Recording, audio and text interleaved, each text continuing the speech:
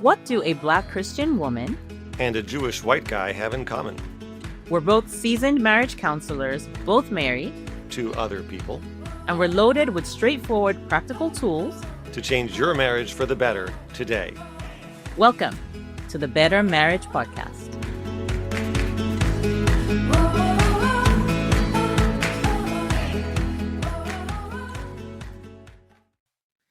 Hello, everyone, and welcome back to the Better Marriage Podcast. This is Ivy speaking, and I'm here with Raffi as usual.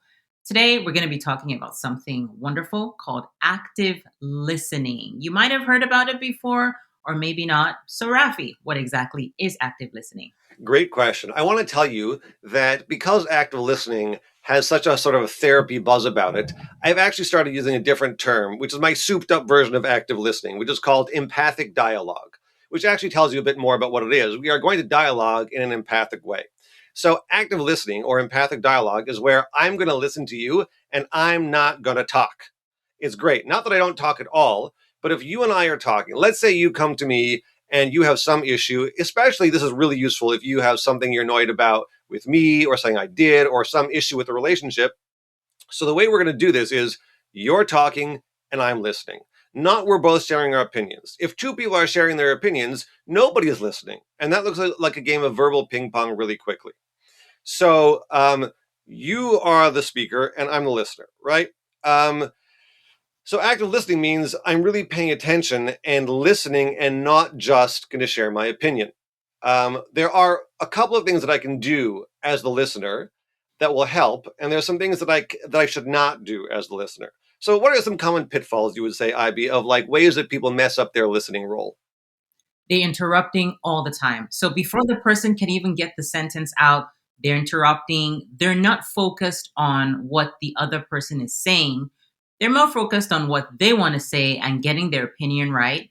And then number 3, they want to win. It's like an argument in their mind. It's a game in their mind. And it's like, I got to win and I don't really care what you're saying. Right. Yeah. We got to take this out of the context of who is right. All I'm trying to do now is I'm trying to listen to you and hear where you're at. So I'm going to tell you, I have a framework. There are 4 things you can do that will be helpful when you're listening, and everything else is not helpful. And it's easy to remember because it comes with the best acronym ever, which is LOVE, L-O-V-E. Okay. L is listen. O is reflect in your own words. V is validate. And E is empathize. That's all you can do as a listener. If you're doing anything else, it's not going to work. For example, explaining. Right? That's the way that people mess this up. If you tell me, Raffi, I'm so annoyed because you forgot to get the dry cleaning yesterday. Well, because what happened was it was traffic and it was late. And that may all be true, but that's explaining and it will get you nowhere. Now, this will get you nowhere because you tried it and it's gotten you nowhere. That's how everybody's done it. So listening means I listen. I'm not trying to share my opinion. I'm trying to hear you out. Reflecting in your own words. Ivy, how does that look in your opinion? So essentially, think of yourself as a court reporter, right? You're not interjecting. You're not putting in your own opinions. You're simply just saying what you heard your partner say. That's just all it is. I'm not adding my opinion. I'm not assuming things about anything. I'm literally just reporting what I heard you say. Easy peasy. So we had talked about I statements, right? So if you're the listener, we're going with you statements. You feel this. You are angry because I didn't get the dry cleaning. I do not have to agree with you. When we are doing empathic dialogue, it does not mean that I agree with you. It just means I understand what you're saying.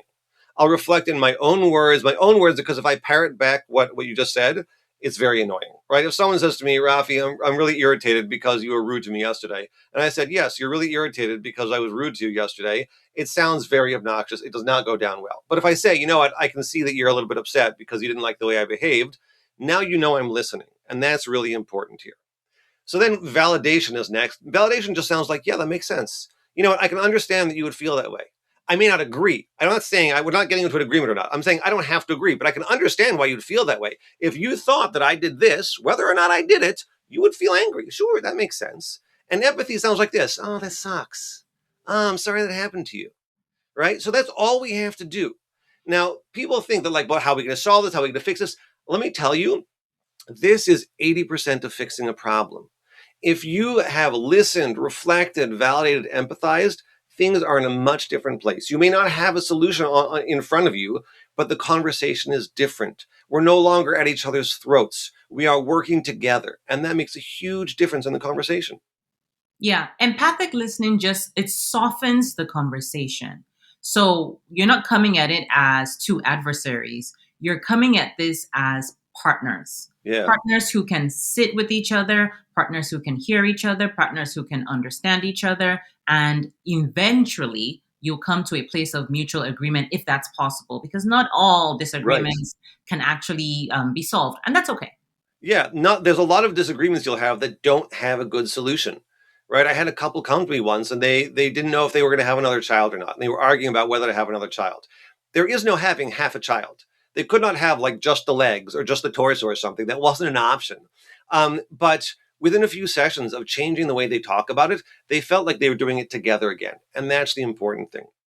So the takeaway tip for today is that empathic listening will help a lot. You listen, reflect in your own words, validate, empathize. It will change the nature of your conversations. All right. That's it. So go do great, be kind to each other, and you're on the road to a better marriage. Yeah. I want to add one more thing, which is that if you are interested in learning more about this communication stuff, I have a whole book about it. It's called The Couples Communication Handbook, The Skills You Never Learned for the Marriage You Always Wanted. So if that sounds interesting, I'm going to put that in the show notes. If by the time you're hearing this, I've figured out how to do that. And it goes through all the stuff about empathic dialogue with lots more useful tips. You can check it out at thecommunicationbook.com. If you like listening to me talk, there's 7 hours and 29 minutes of that in the audiobook. And you can get the first 2 chapters for free at the website. So I hope that's helpful to you. I hope this tip is helpful. And we'll see you next time on the Better Marriage Podcast.